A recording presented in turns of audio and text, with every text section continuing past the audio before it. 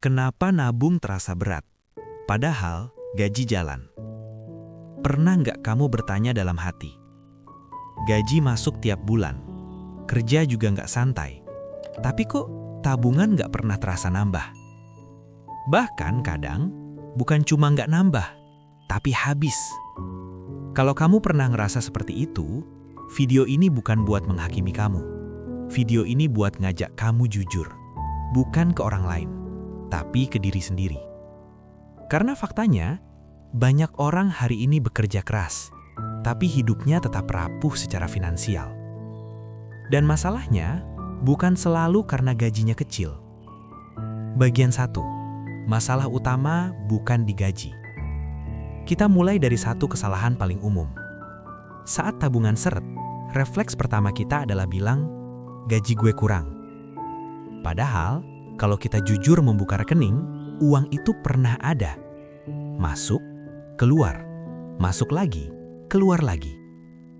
Masalahnya bukan di datangnya uang, tapi di perginya uang tanpa disadari. Banyak orang merasa nabung itu berat karena dari awal mereka menunggu sisa. Logikanya seperti ini. Nanti kalau ada sisa, baru gue tabung. Masalahnya, sisa itu hampir nggak pernah datang. Karena gaya hidup selalu tahu cara menghabiskan uangmu sampai nol. Bagian 2, gaji jalan, tapi uang nggak pernah tenang. Sekarang kita bahas satu fenomena yang sering dianggap normal. Begitu gaji masuk, ada rasa lega, ada rasa aman, ada rasa akhirnya bisa bernafas. Tapi rasa itu cepat hilang. Kenapa? Karena begitu uang datang, pikiran kita langsung mengatur. Tagihan ini dulu, cicilan itu, nongkrong bentar, reward kecil lah, biar nggak stres. Dan tanpa sadar, uang bukan lagi alat bantu hidup, tapi alat pelarian emosi. Kita nggak sadar bahwa banyak pengeluaran kita bukan karena butuh, tapi karena capek. Bagian 3, kecapean adalah musuh nabung. Ini bagian yang jarang dibahas. Orang yang capek secara mental lebih sulit menabung. Kenapa? Karena menabung butuh kesabaran, disiplin, menunda kepuasan. Sementara orang yang capek ingin instan, nyaman, pelarian cepat. Dan dunia modern paham betul itu. Aplikasi belanja 1 klik, diskon palsu, pay later tanpa mikir. Semua dirancang untuk satu hal, menghabiskan uangmu tanpa terasa menyakitkan. Makanya, nabung terasa berat, karena lawannya bukan kemiskinan, tapi kenyamanan instan. Bagian 4, nabung itu bukan masalah angka, tapi identitas. Banyak orang berpikir nabung itu soal nominal. Padahal bukan. Nabung itu soal siapa kamu melihat diri kamu di masa depan. Kalau kamu melihat masa depanmu kabur, gak jelas, nanti juga dipikirin. Maka hari ini kamu akan berkata, gak apa-apa, bulan ini gak nabung.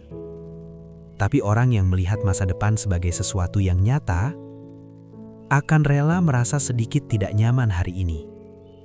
Karena dia tahu, gue lagi bantu versi diri gue yang lebih tua. Bagian 5, kesalahan fatal. Nabung setelah semua selesai. Ini kesalahan yang hampir semua orang lakukan di awal. Nabung di posisi terakhir. Urutannya seperti ini. Gaji masuk, bayar ini itu, hidup, baru mikir nabung. Padahal seharusnya gaji masuk, nabung dulu, baru hidup dengan sisa. Bukan karena kamu pelit sama diri sendiri, tapi karena masa depanmu juga bagian dari dirimu. Kalau hari ini kamu nggak peduli sama masa depanmu, nanti hidup akan memaksa kamu peduli dengan cara yang jauh lebih menyakitkan. Bagian 6, kenapa nabung 100.000 terasa lebih berat dari ngopi 100.000? Ini menarik. Ngopi mahal terasa ringan. Nabung nominal yang sama terasa berat. Kenapa? Karena ngopi memberi emosi sekarang. Nabung memberi manfaat nanti. Otak manusia lebih menghargai yang langsung terasa. Yang bisa dipamerkan, yang memberi dopamin cepat. Sedangkan tabungan, diam. Nggak kelihatan. Nggak bisa diposting. Makanya, nabung butuh kesadaran, bukan cuma niat. Bagian 7, nabung terasa berat karena tujuannya kosong. Coba jujur, kalau ditanya, kamu nabung buat apa? Banyak orang jawab, biar aman, buat jaga-jaga, biar ada pegangan. Itu bukan tujuan, itu alasan kabur. Tujuan nabung harus spesifik. Dana darurat 6 bulan, modal usaha, rumah, kebebasan dari utang, berhenti kerja di usia tertentu.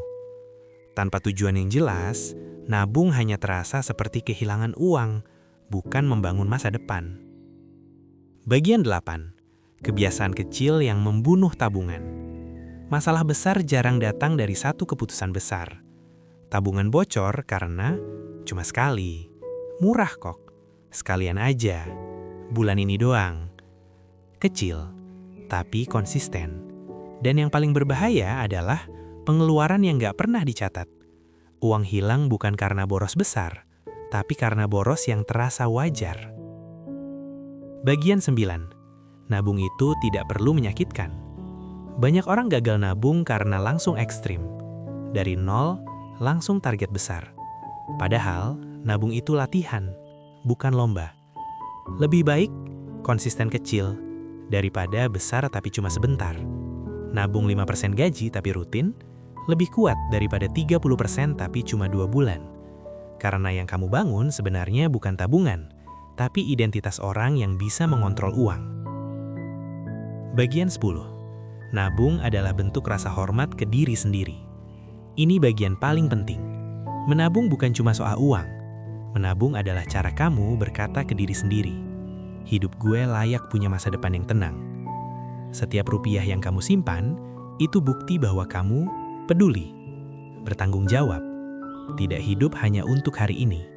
Dan suatu hari nanti, saat hidup sedang sulit, tabungan itu akan berkata, tenang, dulu kamu nggak ninggalin gue. Bagian 11, kita tidak diajarkan cara mengatur uang. Ada satu hal penting yang sering kita lupakan. Sebagian besar dari kita tidak pernah diajarkan cara mengelola uang. Di sekolah kita belajar matematika, sejarah, fisika, kimia, tapi hampir tidak pernah diajarkan cara mengatur gaji pertama, cara membagi kebutuhan dan keinginan, cara menabung tanpa merasa tersiksa, cara menghadapi godaan finansial. Akibatnya, kita tumbuh dewasa sambil belajar dengan cara salah.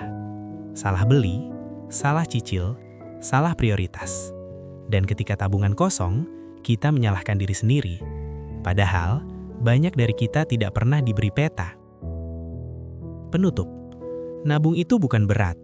Kita yang terlalu lama menunda. Kalau hari ini nabung terasa berat, itu bukan karena kamu lemah, tapi karena kamu terlalu sering mengalah pada lelah, terlalu sering memprioritaskan sekarang, terlalu jarang membela masa depanmu sendiri. Dan kabar baiknya, semua itu bisa diubah. Pelan-pelan, sadar, konsisten. Bukan mulai dari nominal besar, tapi dari keputusan kecil yang jujur.